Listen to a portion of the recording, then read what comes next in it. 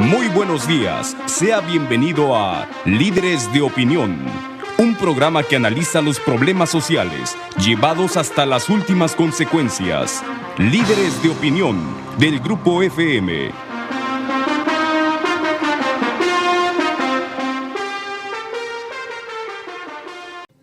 Hola, ¿qué tal? Buenos días, bienvenidos a su programa Líderes de Opinión.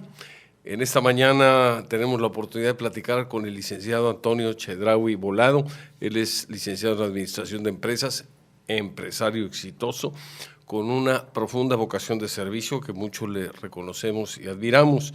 Él es además presidente del Patronato de Bomberos Conurbados, pues precisamente de la zona conurbada, de Veracruz, Boca del Río, Alvarado y Medellín, tengo entendido.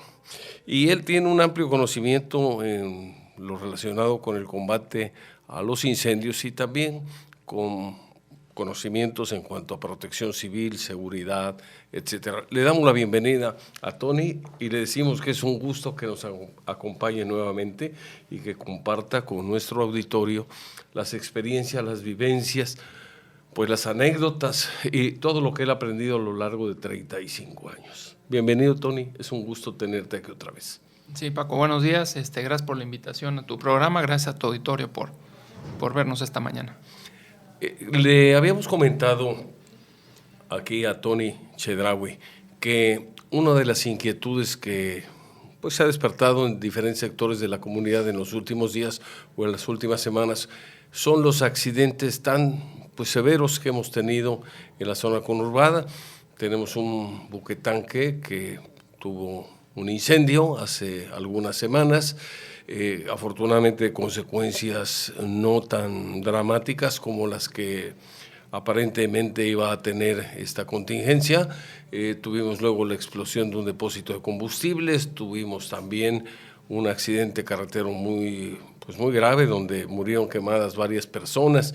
En fin, de repente los accidentes empiezan a suscitarse con mucha periodicidad, en parte tal vez descuido, en parte también exceso de tráfico en las carreteras, carreteras que tenemos ahora congestionadas y sobre todo pues una serie de factores que si se conocen, si se definen, se pueden seguramente evitar y de esa manera reducir el número de accidentes que tenemos y tener de alguna forma una vida más tranquila, más segura y sin tanto percance, sin tanto riesgo y sin tantas pérdidas.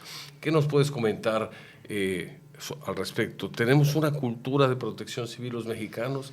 ¿Nos hace falta algo? ¿Qué nos falta? ¿Cuál es tu opinión? Bueno, yo te diría que pues a raíz del famoso sismo del 85, empieza todo un movimiento de protección civil en el país que desgraciadamente no existía. Y digo desgraciadamente porque era algo que debía haber existido. Y sí se hace un ejercicio por entrar en materia de protección civil, por entrar en temas de capacitación, pero yo sigo creyendo que no ha sido suficiente. No ha sido suficiente partiendo de algo, y va a sonar un poco duro que lo diga, pero en México pareciera que los seres humanos somos desechables. O sea, si la gente pierde la vida por diferentes motivos al año, no pasa nada, ¿no? De repente se vuelve nota unos días, puede ser una guardería, puede ser un accidente, puede ser un incendio, se vuelve nota unos días en todos los medios y al rato esto se olvida, al mes y medio, 2 meses, ya nadie habla del tema.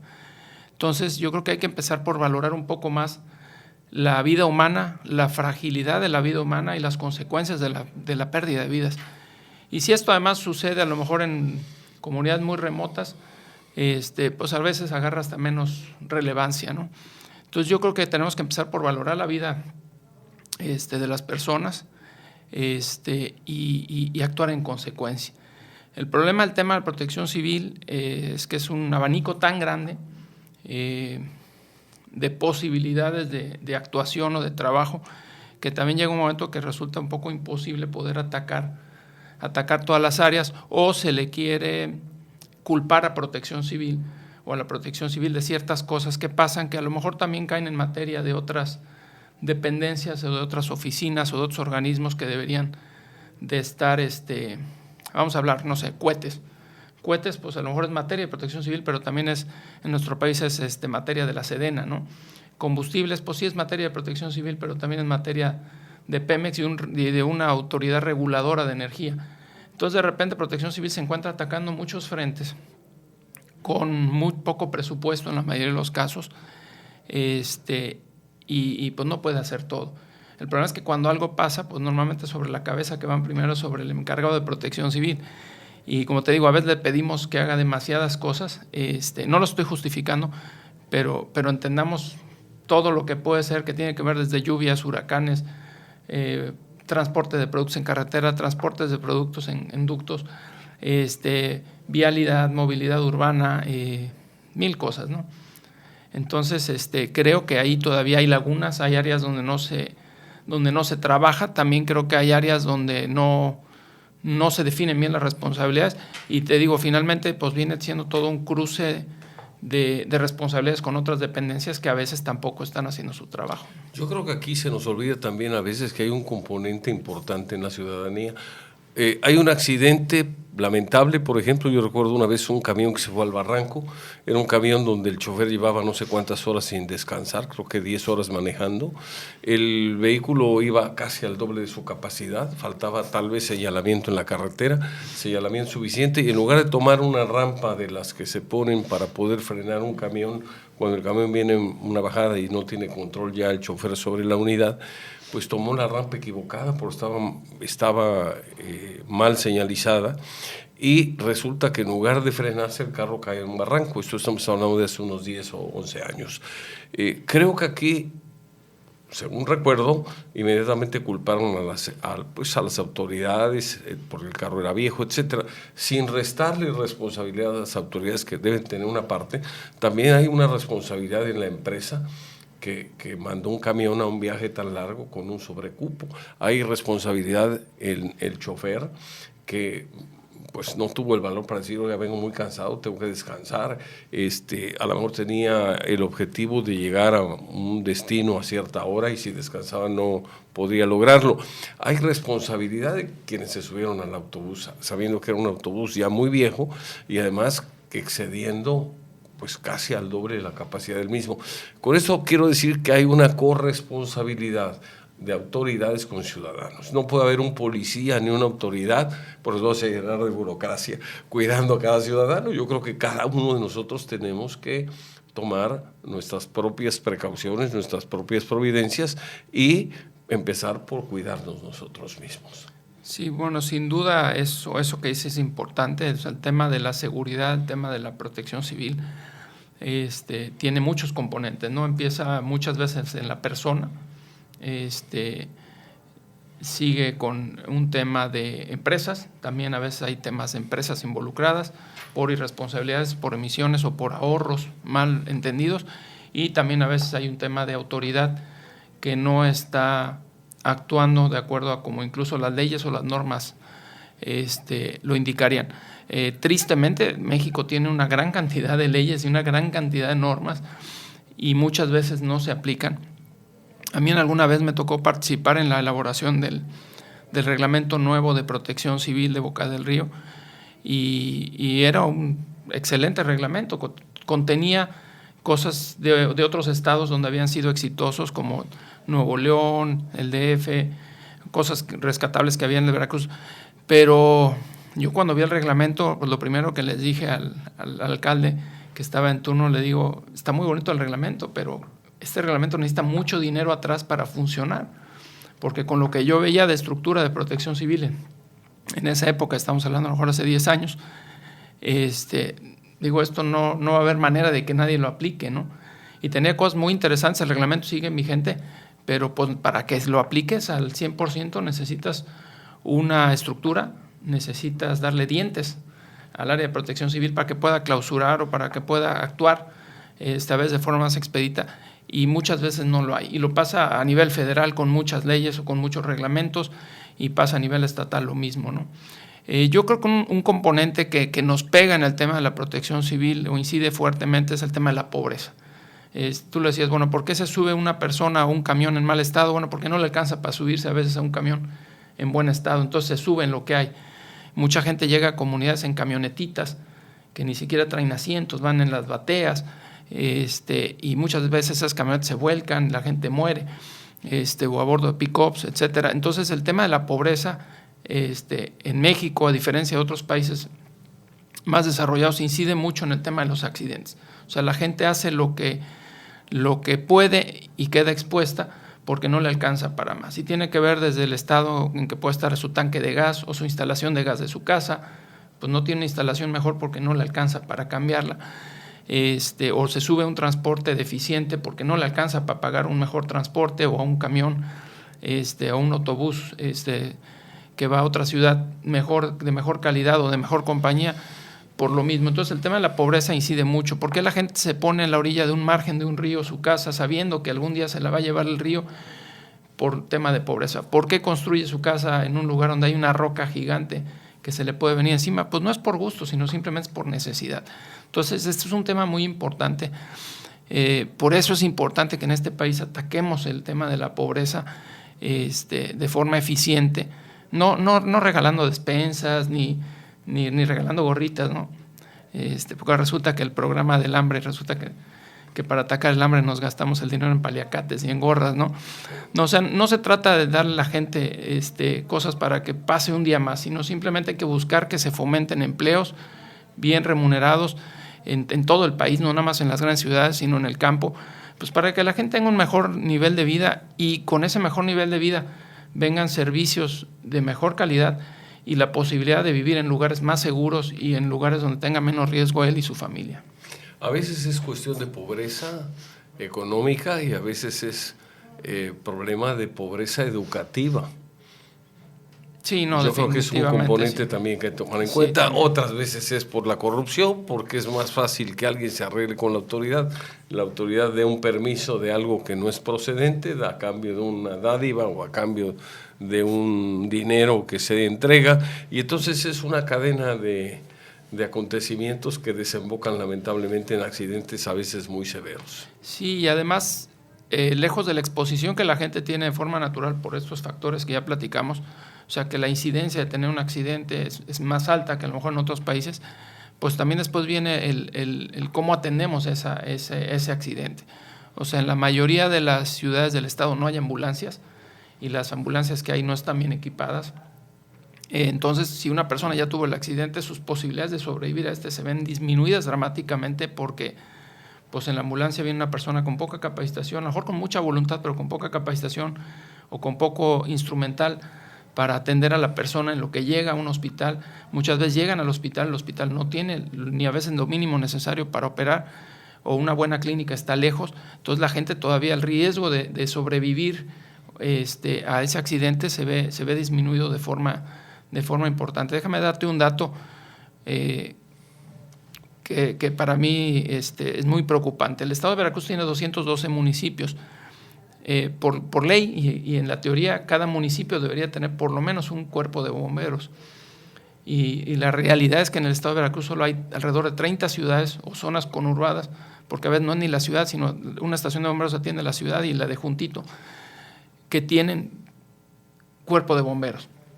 Entonces estamos hablando que hay 170, 180 municipios que no tienen una estación de bomberos. Entonces, a la hora que la persona tiene una fuga de gas o se le empezó a quemar su casa, si no es por la voluntad de los vecinos, pues esto no se va a pagar, ¿no? Entonces, fuera de Coatzacoalcos, Minatitlán, Veracruz, Boca del Río, Orizaba, Córdoba, Jalapa, lo que son la zona de Tuxpan, Poza Rica, Martínez de la Torre, pues la gente en muchos lugares está muy desamparada por una cosa que debería ser obligación de los ayuntamientos. A nosotros nos pasó algo muy curioso. Nuestra estación es una estación que da servicio conurbado. Eso quiere decir que atendemos una parte de Veracruz, atendíamos Medellín, atendemos una parte de Alvarado, y lo que es en sí todo lo que es Boca del Río. Y obviamente el día que necesitan ayuda algún vecino nos la piden y con gusto vamos, ¿no? O a veces hasta sin pedir ayuda, vamos, reaccionamos rápido y estamos ahí ayudándoles. Pero en Medellín era un municipio que no tenía cuerpo de bomberos. Y algunas veces incluso insistimos para que el ayuntamiento nos ayudara y normalmente no teníamos una buena respuesta. Afortunadamente hace 3-4 años ellos deciden dentro de su estructura de protección civil meter una pipa y empezar pues un incipiente, un pequeño cuerpo de bomberos. Y bueno, dramáticamente todas nuestras atenciones en esa zona se redujeron. Entonces hoy en día realmente para Medellín somos un apoyo. Y Medellín, ¿qué pasa hoy? Pues que el cuerpo de bomberos que está dentro del área de protección civil atiende a su comunidad más rápido, porque están más cerca, los atienden mejor, están al pendiente de las emergencias que hay en su comunidad, y nosotros el día que ellos tienen algo más grande o que se les puede salir de control, vamos y les apoyamos con gusto. Un apoyo complementario. O viceversa, ellos también a veces bien nos apoyan. Entonces, por eso es muy importante que todos los municipios tengan por lo menos un pequeño vehículo de bomberos y 3 o 4 personas preparadas como bomberos, por lo menos para atacar. Y ese es uno de los planteamientos que vamos a buscar hacer al nuevo gobierno del Estado. Buscar la posibilidad de que en cada organismo de protección civil municipal, que son 212, porque hay uno por cada municipio, se ponga por lo menos un vehículo de ataque rápido, que no tiene que ser caro, no tiene que ser un gran camión de bomberos, ni tienen que ser 20 bomberos, con 3 o 4 elementos por guardia, que los hay en todas las áreas de protección civil. Podemos hacer que en los 212 municipios haya una unidad de intervención inmediata que pueda ayudar a su comunidad en caso de emergencia, cosa que hoy en día, como te digo, a lo mejor en el 80% de las comunidades no existen. Terrible. Vamos a ir a una pausa, si te parece. Sí. Regresamos en un momento, no se vaya. Vamos a seguir platicando con el licenciado Antonio Chedraui Volado, quien es presidente del Patronato de Bomberos Conurbados. Seguimos en un momento. Continuamos en su programa Líderes de Opinión y seguimos platicando con el licenciado Antonio Chedraui Volado. Nos comentabas tú sobre la importancia de que cada municipio tenga un cuerpo de bomberos elemental dentro de su área de protección civil. Yo creo que eso es más importante que el alcalde se compre una camionetota del año. Aquí valdría la pena que, pues de alguna manera también las autoridades actúen con más responsabilidad, quienes resulten en un momento dado pues responsables de dirigir los destinos de un ayuntamiento, y también que pues la ciudadanía presione, porque lamentablemente a veces hay cosas que si no hay una presión ciudadana, una demanda respetuosa, ordenada, consciente de las otras necesidades que deben atenderse, pues también la ciudadanía tiene que ponerse las pilas y exigir algo a lo que tiene derecho. Me preocupa un poco el tema del barco que se incendió. Hay muchas versiones, algunas son teorías, otras pueden ser versiones que no tienen algún fundamento y a lo mejor hay algo de realidad, pero yo pregunto, un barco que tiene pues una carga tan importante, combustible, que puede ser un peligro inclusive para un puerto si tiene un percance como el que acabamos de vivir o el que acabamos de ver hace poco, no tiene sistemas para extinguir el incendio sin necesidad de tener que esperar a que venga pues apoyo de algún puerto distante o de equipo que se encuentra a muchas millas de distancia y que tarda horas en llegar. ¿No tiene un barco petrolero ese tipo de equipos? Bueno, mira, no soy experto en el tema de barcos, de incendios de barcos, pero bueno, más o menos este tipo de instalaciones primero debe tener autonomía para poder atacar sus propias emergencias. O sea, yo estoy casi seguro que cualquier barco tiene la capacidad de autoextinguir cualquier incendio. Porque bueno, afortunadamente está fondeado aquí cerca, pero esto te puede pasar a 300 o 500 o 1000 millas de un puerto, ¿no? Entonces, bueno, normalmente debe de traer el sistema de extinción en esos barcos o en cualquier barco, en su sistema de incendio. El problema menor es el agua, porque siempre usan sistemas de agua de mar. Entonces el agua no es nunca un problema. En el caso del barco, normalmente, digo, ya hablo en cuestiones normales, tienen un sistema parecido al que usan los tanques de almacenamiento de combustible, en el cual en caso de un incendio, bueno, pues abres una válvula y llenas con espuma el tanque. Entonces, desconozco por qué no activaron esos sistemas. O sea, el tanque se debió haber llenado con espuma en la parte superior, agua con espuma, y eso automáticamente debía haber extinguido el fuego. No sé si en la explosión se dañó la tubería que hace esa función, o no sé si el barco no contaba con la espuma, pero bueno, pues la realidad es que no se vio que el sistema de extinción que el barco debe de tener funcionara. Y te digo, no puedo hablar mucho del tema porque aparte que no soy experto en el tema de barcos, tampoco estuve en la operatividad del incendio como para tener mucha información. Lo que sí me llamó mucho la atención, porque sí tuve el interés de acercarme acerca del barco en una lancha, ir a ver qué pasaba, incluso a ver en qué podíamos apoyar dentro de las maniobras que estaban haciendo. Bueno, vimos a los remolcadores trabajando. En lo personal siento que los remolcadores se expusieron muchísimo y los remolcadores no estaban tirando espuma. O sea, estaban usando todos sus cañones de agua, pero pues simplemente lo único que estaban haciendo era, por un lado, pues enfriar las superficies, proteger un poco el tema del barco y a lo mejor los tanques vecinos, pero no estaban haciendo una labor de apagar porque no tenían espuma. Y bueno, todos saben que un incendio de combustibles es prioritario y obligatorio usar espuma. De cualquier otra forma, el agua se va a la parte inferior porque tiene mayor peso que el combustible, llámese aceite, gasolina, petróleo, y mientras el agua no se quede en la superficie, lo único que va a pasar con el tiempo, que además fue lo que pasó en este barco, es que el agua se va al fondo y lo que va a pasar es que el combustible se va a rebosar.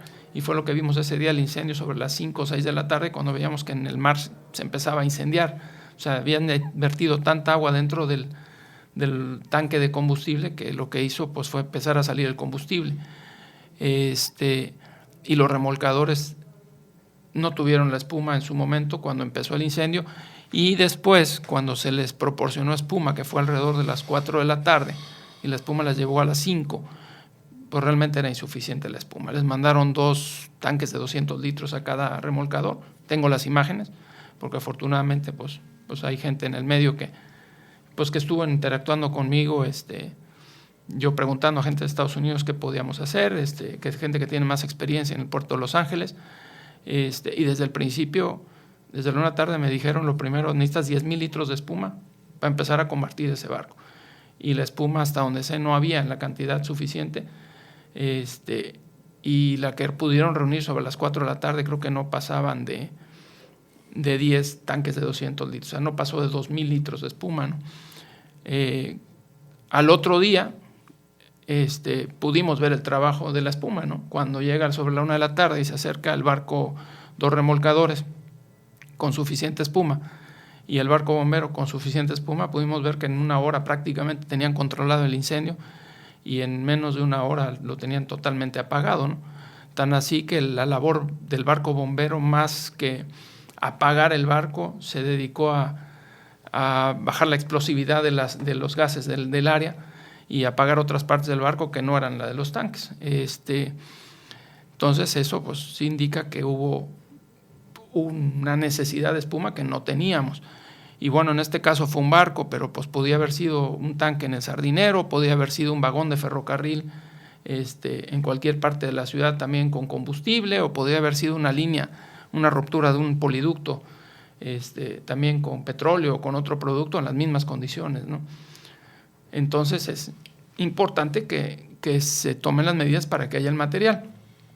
¿Qué pasa muchas veces? La espuma es cara. Nosotros usamos una espuma que nos gusta mucho usar. En el caso de los barcos y instalaciones de refinería, eso es una espuma que se llama Triple F, que no es tan cara, pero es cara. Y a nosotros nos gusta una que se llama Cool Fire, pero pues el tanque de 20 litros cuesta 5,000 pesos, ¿no? Y muchas veces lo usamos y al final pues decimos, bueno, ¿y quién nos lo repone? No nos lo repone nadie. Entonces de nuestros recursos tenemos que estar comprando esos químicos que son excelentes para ayudar a apagar incendios, pero son caros. Entonces, ¿qué pasa? Que muchas veces, bueno, a lo mejor en las instalaciones del gobierno o del puerto, pues se minimiza dices, bueno, ¿por qué tener guardados a lo mejor 10,000 litros de espuma si nunca las uso, ¿no? Y eso cuesta, y a lo mejor a la vuelta de X años, pues hay que tirarla porque tienen fecha de caducidad, algunas de ellas. Entonces, a veces, pues esas inversiones se entienden como un gasto y no les damos importancia, ¿no? Entonces, mira, cuando se cayeron las Torres Gemelas, creo que el Cuerpo de Bomberos de Nueva York tenía mangueras para 80 años de inventario guardadas. Era una estupidez de mangueras. Y y resulta que a los pocos días del incendio tuvieron que volver a usar todas las mangueras, porque todas las mangueras que tenían arriba de los camiones que estaban en la zona del siniestro las tuvieron que tirar a la basura porque estaban contaminadas, de acuerdo a las normas de ellos, ¿no? Y tuvieron que usar todo su inventario, casi todo su inventario de mangueras. Entonces son cosas que de repente no entendemos por qué alguien tiene guardados ciertos químicos para el día que se necesita, no hay cierto inventario de mangueras o de equipo. Bueno, pues es porque algún día se puede necesitar y desgraciadamente, como lo digo, los cuerpos de emergencia tienen que estar preparados siempre para lo peor, porque en ese momento no puedes ir a buscar al proveedor a que te surta mangueras o que te surta espumas o que te surta cosas. Tienes que tener el producto en tus almacenes. Y menos si es un fin de semana. Así es. El domingo que hubo la explosión en Veracruz del depósito de combustibles, bueno, lo primero que hicimos todos fue mandar nuestras espumas. Claro, era un incendio de menor volumen que el del barco, pero uno de los motivos por los cuales los bomberos de Veracruz, conurbados, y apagamos el incendio muy rápido, fue porque se usó espuma desde que empezó el incendio. Se nos había reportado que era una pipa de diésel. Cuando llegamos vimos que no había una pipa, sino que eran tanques de combustible, y desde el principio todos los que fueron a ese incendio llevaban espuma, y el motivo por el cual el incendio se pudo apagar rápido es porque se usó la espuma. Si no hubiéramos tenido la espuma, ese incendio nos debía haber tomado 1 o 2 horas más. Con el riesgo adicional que conllevaba no poderlo apagar y probablemente más daños todavía. Lo que sucede es que cuando se toman estas decisiones de tener los elementos suficientes para poder pues apagar un incendio, pues a lo mejor quienes deciden sobre qué tipo de productos comprar, pues piensan que a lo mejor efectivamente es un gasto y que hay otras prioridades y otras necesidades. Nada más que si se analizan las cosas es más barato, en un momento dado, es más barato tener ahí los materiales necesarios por si llegaran a requerirse, que pagar los daños, las pérdidas, las consecuencias de una catástrofe que se puede generar cuando un incendio o una explosión no se controla a tiempo. Así es, y tiene que ver un poco con lo que platicamos ahora, tiene que ver un poco con la pobreza. O sea, también nuestro gobierno, a pesar de que somos una de las 20 economías más importantes del mundo, nuestro gobierno en muchos puntos es pobre. O sea, no gasta o no invierte en ciertas cosas que deberían de estar de acuerdo a nuestro nivel y nuestro potencial económico que hay tenemos. Una cuestión importante. Dinero sí hay, lo que pasa es que se usa en tonterías.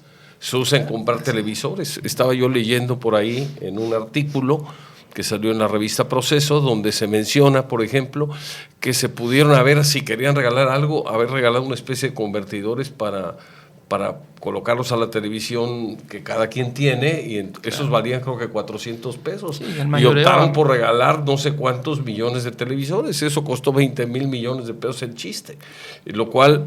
Bueno, no hablamos más porque nos vuelve a dar coraje. Vamos a ir a una pausa y regresamos en un momento más con el licenciado Antonio Chedraui Volado. Continuamos con su programa Líderes de Opinión y estamos platicando sobre protección civil, sobre prevención de accidentes, etcétera. Estaba yo pensando en otra cosa también. Por ejemplo, no hay dinero para protección civil, por ejemplo, pero hay dinero para los partidos políticos, lo cual es absurdo. Pero bueno, vivimos en el país de los absurdos. Sobre la cuestión de los accidentes en carretera, hay quienes le achacan, estamos cambiando del mar a carretera para tratar de abarcar todos los aspectos que se puedan, dado que pues el programa nada más dura 1 hora y tratamos de ver todos los puntos que valen la pena mencionar. A ver, dentro de la cuestión de accidentes de carretera hay algunos que dicen mal estado de las vías de comunicación, carreteras con hoyos, falta de señalamiento, etcétera, es cierto. Pero también se habla de cansancio de conductores, imprudencia de conductores, exceso de velocidad que imprimen los conductores a los vehículos, falta de pericia. Hay gente que ha manejado toda su vida en la ciudad y de repente sale a la carretera, no tiene la costumbre, el hábito, la experiencia, y entonces es muy fácil que se accidente.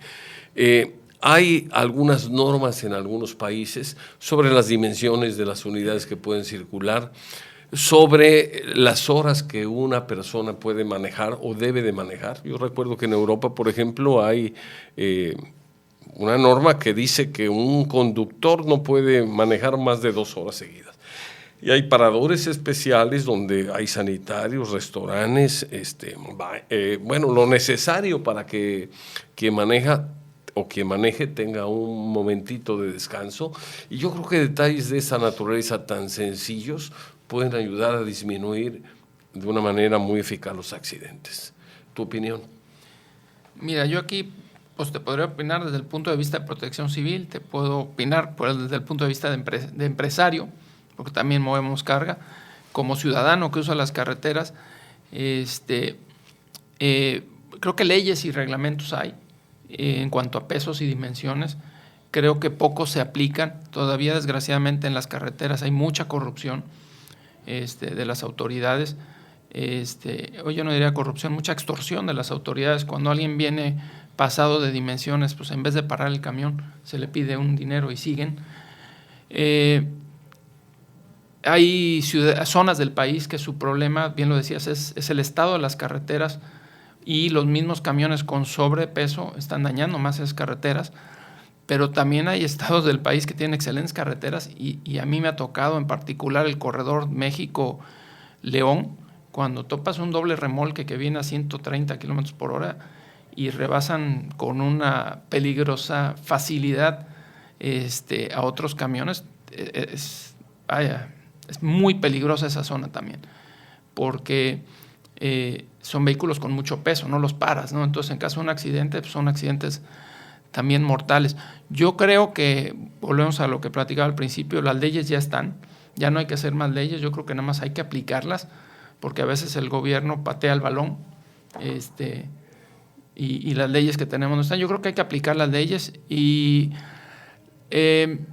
los empresarios nos vamos a ajustar a lo que el gobierno decida. O sea, si el gobierno decide ya que se quiten los dobles remolques, pues vamos a pagar más fletes, va a incidir en el costo de los productos, pero bueno, es un costo que vamos a tener que pagar ciudadanos y que vamos a tener que pagar empresarios por hacer las cosas a lo mejor de la forma correcta, y eso se absorberá en la economía, como pasa con muchas cosas que han cambiado en este país, y en alguna parte sí inciden en el precio de venta de los productos definitivamente, pero también otra parte la acaba absorbiendo las empresas. Entonces yo creo que lo más importante es si deben de quitarse los dobles remolques por un tema de seguridad. Creo que eso está muy por encima del tema económico, que, como te digo, eso tarde que temprano se va a absorber. No tiene por qué afectar al gremio transportista, porque lo único que va a pasar es que los transportistas van a tener más necesidad de tractocamiones, y eso va a hacer que tengan más trabajo, porque mucha de esa carga se va a reducir la capacidad de transporte al 50%, donde necesitarán más tractos. Afortunadamente tampoco es toda la carga que se mueve por el país la que está en dobles remolques. Yo no estoy en el gremio del transporte, pero yo calculo que no pasa del 25% del volumen de carga. Y bien decía alguien el otro día, principalmente las transnacionales que manejan pan, refrescos y eso, son las que traen los dobles remolques. La mayoría de los industriales o empresas medianas, comerciales y eso, usan normalmente tortons, rabones o trailers con remolques sencillos. Hay un tema aquí que a mí me genera ruido y preocupación. Si bien el doble remolque implica riesgo, cuando circula en una autopista, imaginémonos un doble remolque en una carretera que tiene un carril de ida y uno de regreso. Y en algunas carreteras que además que tienen dos carriles, uno de ida y uno de regreso, no tienen acotamiento. Imaginémonos, porque a mí me ha tocado verlos cuando viene en sentido opuesto un camión que viene inclusive zigzagueando. Y viene zigzagueando porque finalmente no por falta de pericia del conductor, sino porque la parte de atrás, el segundo remolque, viene moviéndose. Entonces, pues es un peligro esto que genera cuando suceden accidentes, pues accidentes fatales. Sí, definitivamente las carreteras que no tienen, que no son autopistas de más de 4 carriles, o sea, 2 de ida y 2 de regreso, debería estar absolutamente prohibido usar ese tipo de vehículos. Sí, son muy peligrosos, sumamente peligrosos.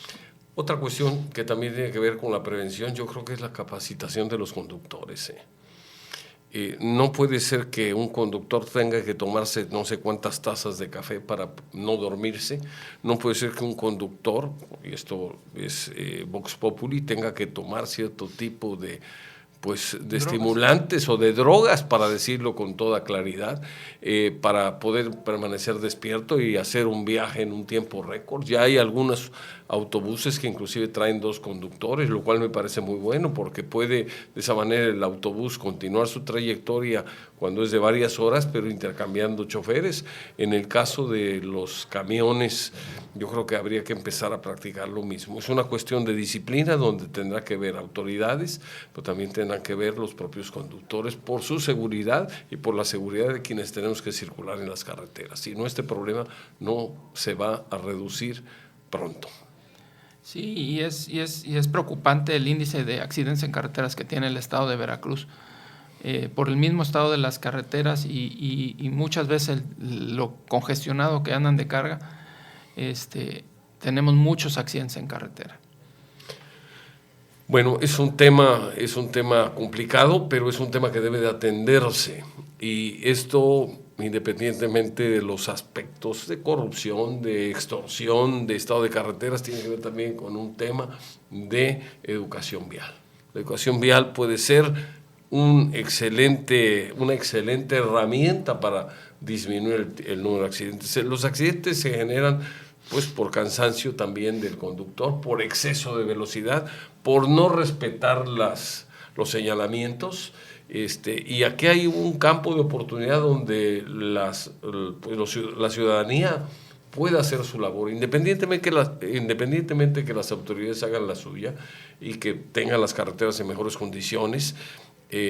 Insisto, dinero hay, lo que pasa es que se usa mal, se administra mal, y otra parte se desaparece en forma misteriosa y sobrenatural sin ninguna consecuencia. Pero bueno, cada quien tendrá que hacer su parte si es que queremos revertir esto. De lo contrario, vamos a continuar teniendo hogares enlutados, familias pues que en un momento dado sufren la pérdida de algún ser querido.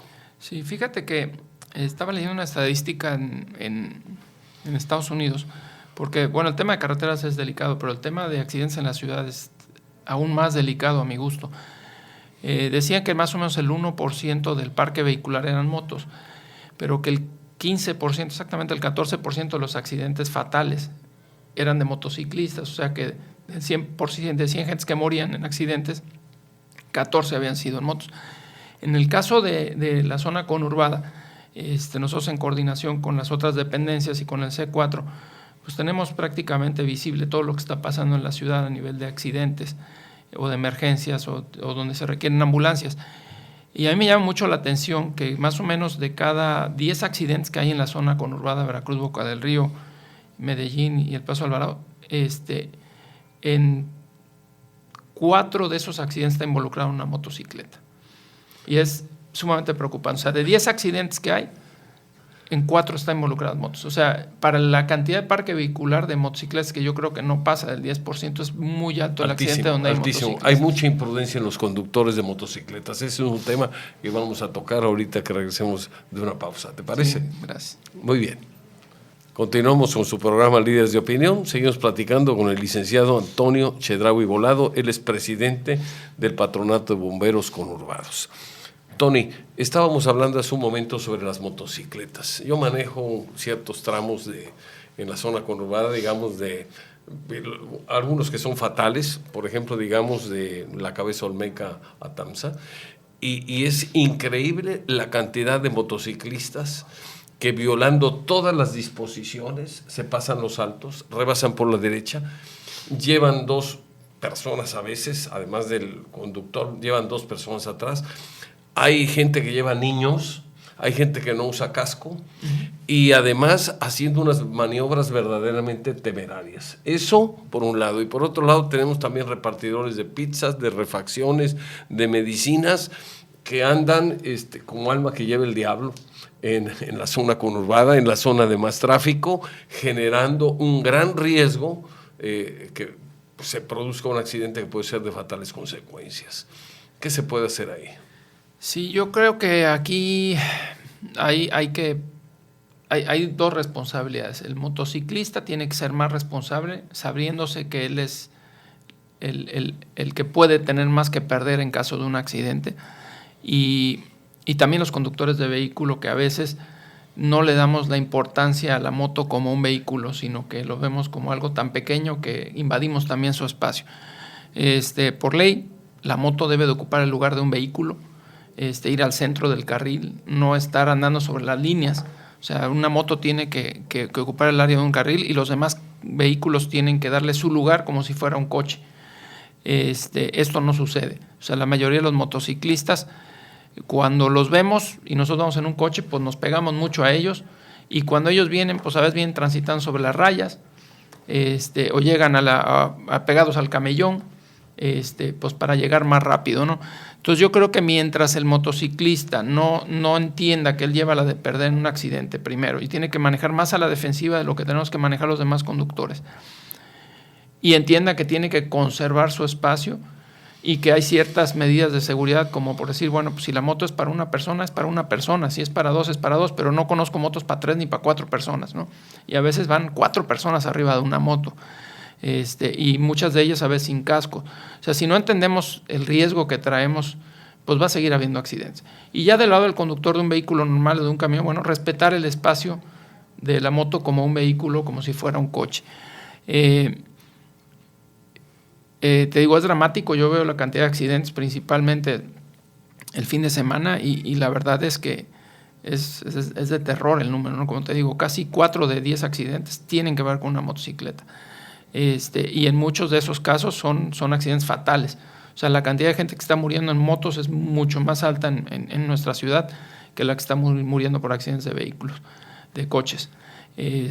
Y me ha tocado ver de todo, ¿no? El tema de que operamos ambulancia en la estación de bomberos, nos ha tocado ver gente que la moto atropella gente que va cruzando la calle, porque a veces se paran todos en el semáforo, pero el de la moto pasa como si no estuviera en alto, en algunos lugares donde hay ciertas preferencias hacia el lado derecho, etcétera, y otros casos donde pues el motociclista pues queda seriamente dañado, que le han tenido que amputar piernas o mueren, etcétera, y son accidentes en muchos casos. Además, curiosamente, a veces hasta gente que está tomada manejando la moto. O sea, nos ha tocado levantar gente que viene borracha manejando una moto. Entonces, bueno, pues ante eso no hay protección, ¿no? Hay algo que también pueden hacer las empresas, sobre todo las que venden pizzas. No puede ser que les pongan un plazo tan breve para llegar y entregar una pizza, porque están poniendo en riesgo. Ahí hay una corresponsabilidad que las autoridades deben de exigirles. Si hay un accidente de un repartidor de pizza, deben de ir contra el conductor o contra el responsable del accidente, pero también contra la empresa que lo mandó, para que no obstante el tráfico, el embotellamiento, lo que sea, llegue este motociclista en un tiempo récord a entregar una pizza. Yo creo que ahí hay algo también que puede hacerse, ¿eh? Sí, bueno, como siempre, la empresa siempre va a tener mucho que hacer. Pero fíjate que en el caso de los repartidores de pizza, algo hicieron de unos años para acá, y los accidentes de motos de pizzas y a lo mejor de farmacia han bajado considerablemente. Yo no sé si tiene algún sistema de GPS donde están viendo las velocidades que traen o algo, pero sí hasta uno lo nota como conductor de coche que ya van en otra situación muy diferente a la que traían a lo mejor hace 5, 6 o 10 años. A mí me ha tocado ver, estando parado en un alto y estando un vehículo al lado derecho del mío y al lado izquierdo, y habiendo un espacio de centímetros entre uno y otro, cómo viene un motociclista zigzagueando, metido ahí sin pitar siquiera para que sepamos que está ahí o que ahí viene, a tal grado que viene golpeando los espejos de los coches con los manubrios. Eso es algo que, bueno, finalmente un golpe, por leve que sea, cuando vas a una cierta velocidad, te puede hacer perder el control. Y me ha tocado ser testigo de accidentes bastante severos, pues por precisamente venir ocupando un carril que no existe, que es el pequeño espacio entre un vehículo y otro. Sí, muchas veces incluso te debe haber tocado verlos jugar carreritas, o sea, van 2 o 3 motos de repartidores o del cobrador y van, eso no me ha tocado y ver. van a lo mejor en avenidas como Ruiz Cortines o Ejército Mexicano jugando carreras entre ellos. Me ha tocado ver carreras de los urbanos, sí. Eso sí es gravísimo. Este es otro gravísimo. tema también. Ahí es penoso, pero ese sistema estatal de transporte público, la coordinación estatal de transporte público ha sido una cosa que fue un fracaso. Nada más creo que ha servido para dar concesiones y eso también hay que acabarlo. O se le regresa responsablemente a cada municipio el control de su transporte público o se pone gente capaz en la Dirección Estatal de Transporte Público, porque realmente lo que han hecho con las rutas de camiones es una cosa terrible a nivel de corrupción, terrible a nivel de la calidad del transporte público y terrible a nivel de las muertes de gente atropellada por los urbanos. Hay un tema también que quisiera tocar, porque estamos cerrando prácticamente el programa, en cuestión de protección civil. Todo el mundo está preocupado si junto a su casa hay una gasolinera, si junto a su casa hay una fábrica o una bodega, lo cual es, pues, yo creo que una preocupación natural, pero yo no he escuchado que una gasolinera se haya incendiado en muchos años. En cambio, nos olvidamos que muchos de los incendios, la gran mayoría, no se producen gasolineras, ni se producen fábricas, ni se producen bodegas, se producen en los hogares. Así es. Quisiera que tocaras el tema, sobre todo ahora que viene Navidad y que los incendios casi estoy seguro que con las conexiones eléctricas que se ponen o que se instalan, muchas de ellas sin cumplir con las especificaciones, generan muchos accidentes que pueden dejar pérdidas económicas o inclusive pérdida de vidas. Sí, mira, regresando un poquito al tema de las gasolineras, como cualquier depósito de combustibles, van a ser peligrosas siempre, o las gaseras. En el caso de las gasolineras de hace 15 o 20 años para acá, la normatividad cambió mucho, los equipos adoptaron muchos sistemas americanos, europeos, de prevención de accidentes. Entonces, aunque siempre va a haber un riesgo, porque hay ahí a lo mejor 40, 80 mil litros de combustible almacenados, no es tan peligroso como podían haber sido hace 40, 50 años, ¿no? Los tanques son dobles, hay sistemas de interrupción automática del bombeo, etcétera. Entonces sí va a haber siempre un peligro, pero tecnológicamente esto se ha mejorado mucho. Regresando al tema de las casas, bueno, pues qué bueno que tocaste el tema y estamos en la temporada donde se nos empiezan a incrementar los incendios de casa habitación. Ahorita para nosotros como bomberos venimos saliendo de lo que es la temporada de las pastizales, enjambres de abejas y fugas de gas que van relacionados con el calor, la mayoría de ellos, y entramos a lo de las casas. Un tema, las veladoras o las velas, principalmente ahorita viene muertos y la gente pone sus altares o pone velas o tiene siempre una vela en la casa. Pues la recomendación es, bueno, pues si las van a poner, pues pónganlas en lugares alejados de cualquier cosa de peligro, principalmente las cortinas. Mucha gente pone la veladora y junto está una cortina, viene el aire, la mueve y se incendia. Y bueno, en la superficie donde lo tenga, pues que prevea que si por algo se llegara a reventar el vasito donde está la veladora, pues a 30, 40, 50 centímetros de ella no haya cosas que puedan encender rápidamente. O que si se me olvida la vela prendida porque salí a las carreras a la calle, pues no haya cerca nada que pueda ser un combustible, ¿no? Tomemos en cuenta que la pintura también a veces es un combustible, entonces también a veces las pegamos a la pared y hay pinturas que pues tienden a prenderse, ¿no? Y el tema de los árboles de Navidad. El año pasado atendimos 2 incendios de árboles. Es impresionante, aunque lo hemos visto en videos de entrenamiento, es impresionante la velocidad con la que prenden los árboles, porque prácticamente el pino natural es un combustible y el de plástico también es otro combustible. Son excelentes combustibles los dos, y prenden muy rápido. Entonces, pedir a la gente que revise lo que siempre les han dicho, sus conectores, no sobrecargar las instalaciones, usar series que estén en buen estado. Si ya la serie está muy viejita, ya está dando lata, pues no ponerle cinta aislar, mejor cambiarla por una nueva. Pero cuidar mucho también el árbol de Navidad, porque pues nos tocó ver gente que perdió pues su sala comedor o su casa por estos dos tipos de situaciones, ¿no? Muy bien. Yo creo que la conclusión es que las autoridades tienen que hacer su parte, es una conclusión del programa, pero también los ciudadanos tenemos que poner de nuestra parte. Sí, no dejarle todo a las autoridades, sino yo creo que así como hay que manejar a la defensiva, también en algunas cosas de precaución tenemos que estar a la defensiva para evitar riesgos, evitar sorpresas, evitar siniestros, evitar pérdidas lamentables. Así es, hay que disfrutar la vida, pero hay que vivir a la defensiva. Y en el tema de protección civil, la protección civil empieza con la autoprotección. De ahí viene todo lo demás, pero empieza con la autoprotección. Si uno no se cuida en lo que uno puede cuidarse, nadie más va a podernos venir a cuidar. Tony, te agradecemos muchísimo tu tiempo, tus conocimientos.